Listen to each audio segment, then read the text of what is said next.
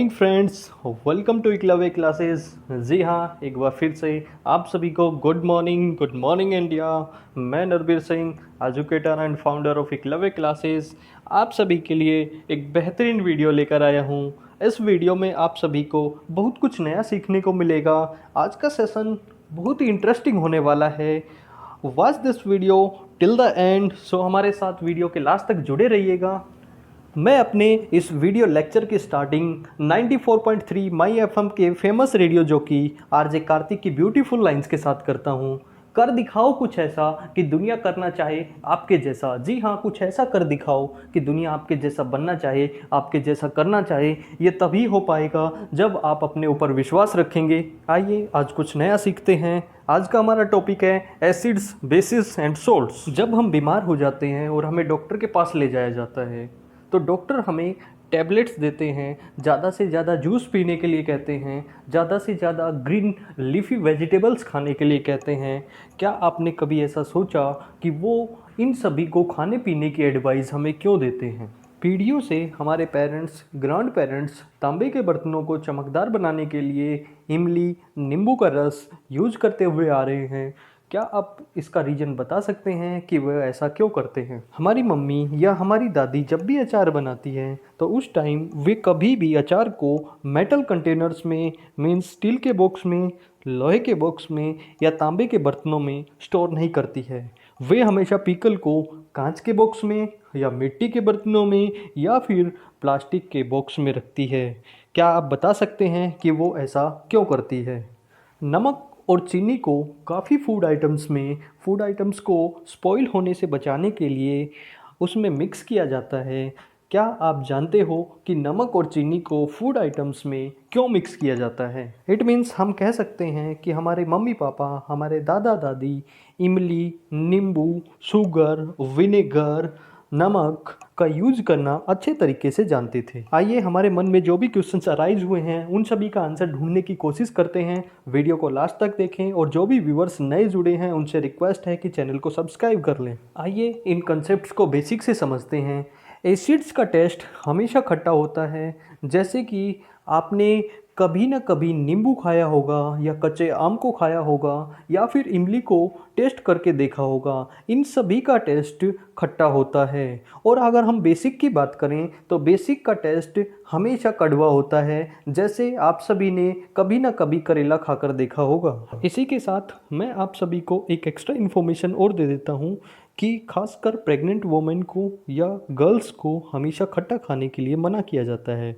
उसका रीज़न ये है कि इसका एसिड्स का हमारी बॉडी के ऊपर बैड इफ़ेक्ट पड़ता है। इससे गर्ल्स के अंदर जल्दी पीरियड आने के चांसेस होते हैं और प्रेग्नेंट वोमेन में मिसकैरेज या अबॉर्शन का भी खतरा होता है। मेल्स एंड फीमेल्स दोनों को ही खटाई का सेवन नहीं करना चाहिए क्योंकि हमारी बॉडी में हॉर्मोन्स प्रॉपर तरीके से सीक्रेट नहीं हो पाते हैं। आई होप आप सभी को ये कंसेप्ट क्लियर हो गया होगा। दूसरा डिफरेंस ये है कि एसिड है वो कोरोजिव होते हैं। कोरोजिव का मतलब है कि जल्दी रिएक्ट करते हैं और यही रीज़न है कि अचार को मेटल कंटेनर्स में नहीं रखा जाता, हमेशा कांच के बर्तन में या फिर मिट्टी के बॉक्स में या प्लास्टिक के बॉक्स में रखा जाता है। अगर हम बेस को टच करके देखें तो हमें सोपी फील होगा और इनका जो सरफेस है वो स्लिपरी होगा। जैसे हम डेली रोज़ाना साबुन का यूज करते हैं नहाने के लिए और कपड़े धोने के लिए, इन सभी साबुनों में बेस होता है। आई होप आपको ये कंसेप्ट क्लियर हो गया होगा। एसिड्स ब्लू लिटमस पेपर को रेड कलर में चेंज कर देते हैं और बेसिस रेड लिटमस पेपर को ब्लू कलर में चेंज कर देते हैं। आइए हम जान लेते हैं कि लिटमस पेपर क्या होता है। लिटमस पेपर का यूज ये पता करने के लिए किया जाता है कि सॉल्यूशन एसिडिक है या फिर बेसिक है। आई होप ये कंसेप्ट भी आपका क्लियर हो गया होगा। नेक्स्ट पॉइंट है एसिड। अगर एसिड के अंदर आप बेस मिक्स कर दोगे तो पावर एसिड की कम हो जाएगी और अगर बेस के अंदर आप एसिड डाल दोगे तो बेस की पावर कम हो जाएगी। इसके साथ ही मैं आप सभी को एक और एक्स्ट्रा इन्फॉर्मेशन देता हूँ कि हमारे घरों में गाय या भैंस का जब भी दूध निकाला जाता है, दूध निकालने के बाद उसमें थोड़ा सा पानी मिक्स किया जाता है। उसकी वजह भी यही है कि दूध के अंदर एसिड होता है और एसिड की अगर पावर को कम करना है तो हम उसमें थोड़ा सा पानी मिला लेते हैं। चलिए एसिड के बारे में कुछ एक्स्ट्रा इन्फॉर्मेशन लेते हैं। जो एसिड टर्म्स हैं, एसिड वर्ड है, वो आपके लैटिन वर्ड से आया है एशर, जिसका मीनिंग होता है खट्टा। तो एसिड आपके टेस्ट में खट्टे होते हैं और यही बात रॉबर्ट बॉयल ने 17वीं सेंचुरी में बताई थी।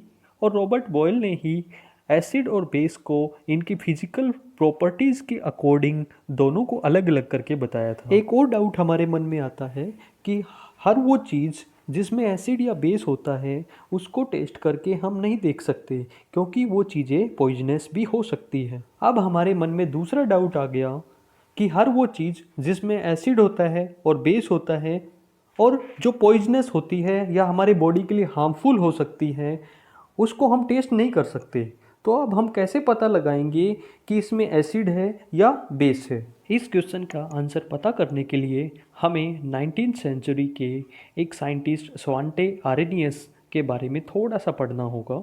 अकॉर्डिंग टू स्वांटे आरेनियस, अगर किसी भी कंपाउंड को हम वाटर में डिजोल्व करते हैं तो ये कंपाउंड्स डिसएसोसिएट होंगे और डिसएसोसिएट होने के बाद आयंस बनाएंगे।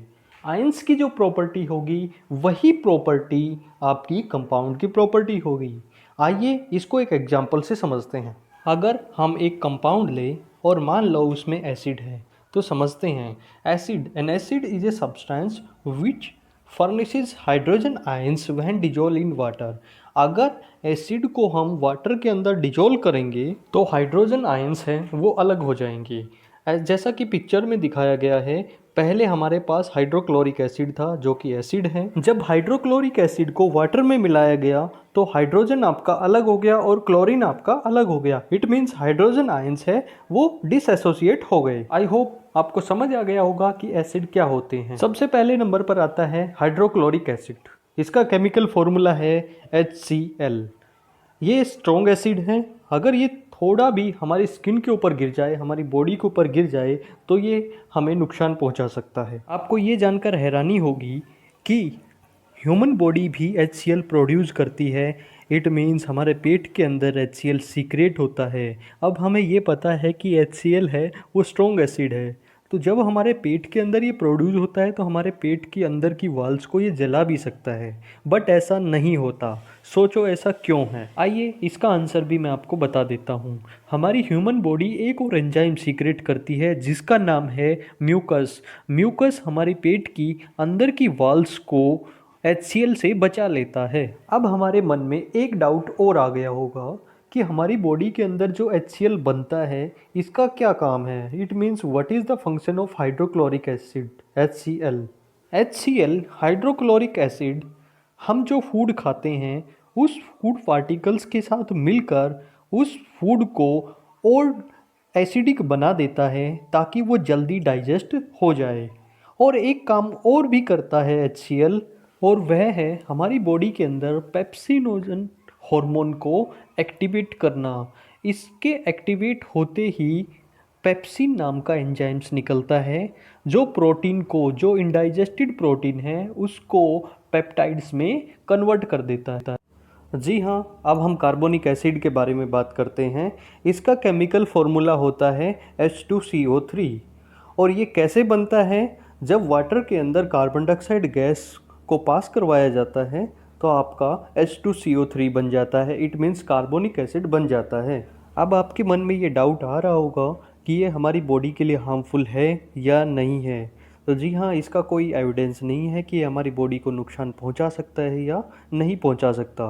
बट एक चीज़ कंफर्म है कि ये वीक एसिड होता है और अगर आप ज़्यादा अमाउंट में कार्बोनिक एसिड इनहेल कर लेते हैं या सोडा या ड्रिंक्स का यूज़ करके तो आपकी आइज़ में प्रॉब्लम हो सकती है या फिर रेस्पिरेटरी और विंड पाइप से रिलेटेड कोई भी आपको प्रॉब्लम हो सकती है। हमारे मम्मी पापा या दादा दादी हमें बार बार ऐसा कहते हैं कि कोल्ड ड्रिंक नहीं पीनी चाहिए, तो उसका रीज़न भी मैं आपको क्लियर कर देता हूँ। जब हम सॉफ्ट ड्रिंक्स पीते हैं तो ये अंदर जाके हमारे ब्लड के अंदर ब्लड का एसिडिक लेवल है वो बढ़ा देता है, और एसिडिक लेवल बढ़ने से ब्रीदिंग रेट है वो भी बढ़ जाती है, बीपी हाई हो जाता है, ब्लड प्रेशर का लेवल भी हाई हो जाता है, हार्ट रेट है वो भी बढ़ जाती है, और किडनी से रिलेटेड कोई भी प्रॉब्लम्स भी आपके हो सकती है। चलिए अब डिस्कस करते हैं एस्कॉर्बिक एसिड के बारे में। एस्कॉर्बिक एसिड, विटामिन सी को ही एस्कॉर्बिक एसिड कहा जाता है। ये स्कर्वी रोग में हेल्पफुल होता है, और ये स्किन के लिए भी काफ़ी हेल्पफुल है, और साथ में ये एंटीऑक्सीडेंट का भी काम करता है। आई होप आपको ये कंसेप्ट क्लियर हो गया होगा। नेक्स्ट है citric acid. Citric acid weak acid होता है। यह एसिड क्लीनिंग एजेंट की तरह काम करता है, और यही कारण है कि हमारे पूर्वज लेमन से या फिर इमली से तांबे के बर्तनों को साफ करते हुए आ रहे हैं। सिट्रिक एसिड एंटीऑक्सीडेंट का भी काम करता है, और साथ में ये स्किन के लिए भी हेल्पफुल है। अगर वीडियो आपको अच्छा लग रहा है तो वीडियो को लाइक कर दीजिए और ज़्यादा से ज़्यादा इसको शेयर कर दीजिए। चलिए नेक्स्ट पॉइंट पर चलते हैं। नेक्स्ट है एसिटिक एसिड। इसका केमिकल फॉर्मूला CH3COOH है। इसको इथोनिक एसिड भी कहते हैं। एसिटिक एसिड सिंथेटिक फाइबर बनाने में काम आता है, और बड़ी बड़ी इंडस्ट्रीज़ में केमिकल्स बनाने में भी एसिटिक एसिड का यूज होता है। बात करें ये डेंजरस होता है या नहीं होता, बिल्कुल डेंजरस होता है, और स्किन के लिए या फिर आइज़ के लिए ये सबसे खतरनाक होता है। एसिटिक एसिड विनेगर में पाया जाता है। एसिटिक एसिड का केवल 5% ही विनेगर में होता है। हम जो विनेगर यूज करते हैं ये इसमें वीक एसिड होता है, और वेट को कम करता है, साथ में ही विनेगर ब्लड शुगर को कंट्रोल करता है। आगे हम बात करते हैं टैनिक एसिड की। टैनिक एसिड चाय में पाया जाता है। टैनिक एसिड वीक एसिड होता है, और अगर हम दिन में 2 या 3 कप चाय लेते हैं तो इससे रेस्पिरेटरी डिजीज़ के अंदर हेल्प मिलती है, और साथ में ही अगर हम ज़्यादा अमाउंट में टैनिक एसिड का यूज़ करेंगे या ज़्यादा चाय पिएंगे तो एसिडिटी से रिलेटेड भी प्रॉब्लम आपको हो सकती है। आइए नेक्स्ट पॉइंट पर फोकस करते हैं। नेक्स्ट पॉइंट है नाइट्रिक एसिड। नाइट्रिक एसिड का केमिकल फॉर्मूला HNO3 होता है। ये हाईली क्रोजिव होता है, और HCl की तरह ही ये स्ट्रॉन्ग एसिड भी होता है। इसका यूज लैब्स में होता है, और साथ में ही बड़ी बड़ी इंडस्ट्रीज़ के अंदर इसका यूज़ फर्टिलाइजर्स बनाने में और एक्सप्लोजिव बनाने में यूज होता है। आई होप आपको ये कंसेप्ट क्लियर हो गया होगा। चलिए नेक्स्ट पॉइंट पर चलते हैं। नेक्स्ट पॉइंट है sulphuric acid, the king of all chemicals. जी हाँ, सभी केमिकल्स का बादशाह। सल्फ्यूरिक एसिड को सभी केमिकल्स का बादशाह कहा जाता है, क्योंकि सभी केमिकल्स में सल्फ्यूरिक एसिड का यूज होता है।